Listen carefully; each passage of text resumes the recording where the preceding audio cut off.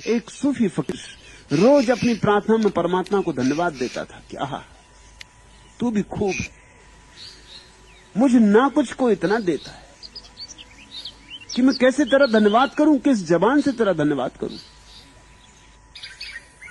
नंगा फकीर, उसके पास कुछ था भी नहीं और रोज धन्यवाद दे। उसके शिष्य भी थक गए थे उसकी बातें सुन सुन के।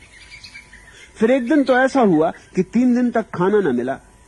यात्रा पर निकले थे, तीर्थ यात्रा पर, न खाना मिला 3 दिन तक, न किसी गांव में ठहरने की जगह मिली। लोग उस फकीर के खिलाफ थे, जैसे लोग फकीरों के खिलाफ सदा से रहे। लोग कहते थे वो फकीर कुछ उपद्रव की बातें कर रहा है, बगावती, उसकी बातें कुरान से मेल नहीं खाती, उसकी बातें मोहम्मद के विपरीत पड़ती। वो फकीर अपने शिष्यों के बीच कहता है बैठकर अनल हक कि मैं परमात्मा हूं। ये बात ठीक नहीं है, ये कुफ्र है। उसको 3 दिन तक ठहरने नहीं दिया गया, भोजन भी नहीं मिला। रेगिस्तान में थके मांदे 30 दिन जब वो सांझ को रुके एक वृक्ष के नीचे, वो फकीर फिर अपने मुसल्ले को बिछा के बैठ गया। फिर उसने हाथ जोड़े, शिष्य बैठे देख रहे, देखें आज क्या ये कहता है। भूखा 3 दिन का, थका मांदा, धूल धूसरित, स्नान भी नहीं कर पाए, कहीं ठहर भी नहीं सके, मगर उसने फिर वही कहा कि हे प्रभु। उसकी आंखें चमक रही हैं आनंद से, उसके चेहरे पर फिर वही आनंद का भाव, फिर वही प्रार्थना, हे प्रभु तेरा बड़ा धन्यवाद है, तू सदा मुझे जिस चीज की जरूरत होता पहुंचा देता है। एक शिष्य ने कहा कि अब बस ठहरो, अब हद हो गई, जिस चीज की जरूरत होती है पहुंचा देता है। और 3 दिन से हम भी तुम्हारे साथ, जिस चीज की जरूरत है वही नहीं मिली, रोटी नहीं मिली, पानी नहीं मिला, आवास नहीं मिला, अब और क्या मिला, क्या है 3 दिन। उस फकीर ने कहा तुम बीच में मत बोलो, 3 दिन तक मुझे इसी बात की जरूरत थी, वो मेरी जरूरत का ख्याल रखता। 3 दिन तक भूखे रखना, 3 दिन तक भूखे रहना मेरे लिए लाभ का हुआ है।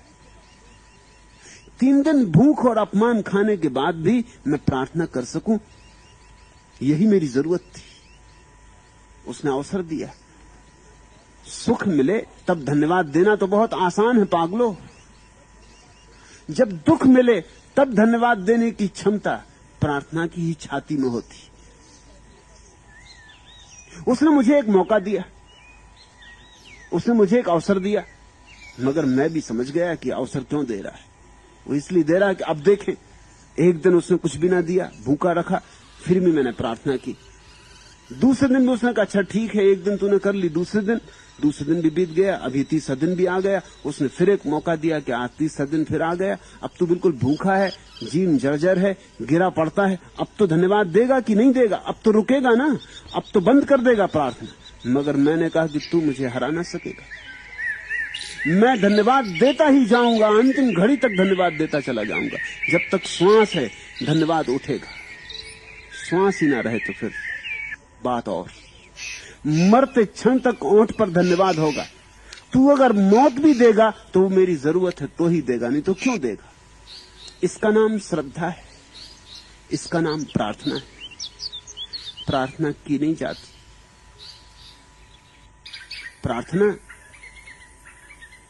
बड़े गहरे अनुभव से प्रकट होती। तुम यहां हो, इस सत्संग में, इस सत्संग के सरोवर में नहाओ, डूबो और अपनी पुरानी धारणाएं छोड़ो। घंटियां इत्यादि बजाने से कुछ प्रार्थना नहीं होती, न पानी इत्यादि चढ़ाने से कोई प्रार्थना होती। मैं तुम्हें प्रार्थना का असली शास्त्र दे रहा हूं, लेकिन शुरुआत से ही शुरुआत करनी होगी। तुम्हारी आस्तिकता ही झूठी है, तुम्हारा ईश्वर पर विश्वास झूठा है, उधार। तुम उधार को जाने दो। उधार के हटते ही तुम चकित हो जाओगे। उधार ईश्वर की धारणा ने तुम्हारी आंखों पर पर्दा डाल दिया है। इसलिए ईश्वर जो कि चारों तरफ मौजूद है, इस हवा में जो वृक्ष के पत्तों को हिला गई, इन पीले पत्तों में जो वृक्ष से झरझर नीचे गिर गए, तुम में, मुझ में, इस घड़ी सारा अस्तित्व उसी से व्याप्त, सदा उसी से व्याप्त है। वो हंसी फिर गई आंखों में जो बिजली चमकी। गुंचा एक सूफी फकीर रोज अपनी प्रार्थना में परमात्मा को धन्यवाद देता था कि आहा, तू भी खूब है, मुझे ना कुछ को इतना देता है कि मैं कैसे तेरा धन्यवाद करूं, किस जबान से तेरा धन्यवाद करूं। नंगा फकीर, उसके पास कुछ था भी नहीं, और रोज धन्यवाद दे। उसके शिष्य भी थक गए थे उसकी बातें सुन सुन के।